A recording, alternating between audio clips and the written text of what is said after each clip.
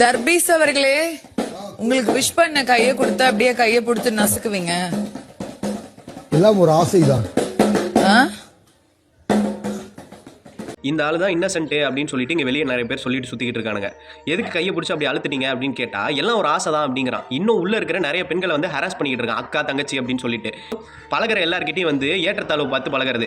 அவங்க வந்து எனக்கு கீழே, அவங்கெல்லாம் ஒர்த்தே கிடையாது அப்படின்னு சொல்லிட்டு வெளியே எப்படி ஜாதி பெருமை மாதிரி பேசிகிட்டு இருந்தானோ உள்ளேயும் அப்படியே போயிட்டு அவங்கெல்லாம் எனக்கு ஈக்குவல்லாம் கிடையாதுமா, சொல்லிக்கிறவளுக்கே கிடையாதுமா, இவர் என் சொந்தக்காரராக இருப்பாரோன்னு டவுட்டு அப்படிங்கிற மாதிரி உள்ளே போய் இதே தான் இந்த ஆள் பண்ணிக்கிட்டு இருக்கான். இந்த மாதிரி ஒரு ஆளை உள்ளே அனுப்புனதே தப்பு. இப்படி ஒருத்தனை இத்தனை நாள் பிக் பாஸ் ஷோக்குள்ள வச்சிருக்கிறதே ஃபர்ஸ்ட் தப்பு.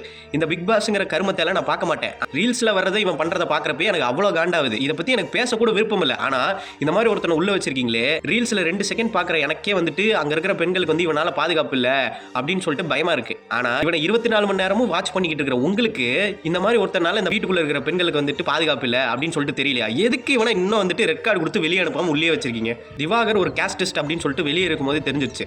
அவனை தூக்கி உள்ள விட்டா இப்போ எல்லார்ட்டும் ஏற்றத்தாழ்வு பார்த்து பழகிறான், அங்கே இருக்கிற பெண்களை வந்து ஹராஸ் பண்ணுறான். இப்படி ஒரு ஆள் வந்துட்டு எதுக்கு பிக் பாஸ் ஷோக்குள்ள இருக்கணும்? இவனுங்க டிஆர்பி ரேட்டிங்காக அப்படி ஒருத்தனை இன்னும் உள்ள வச்சிருக்கானுங்க.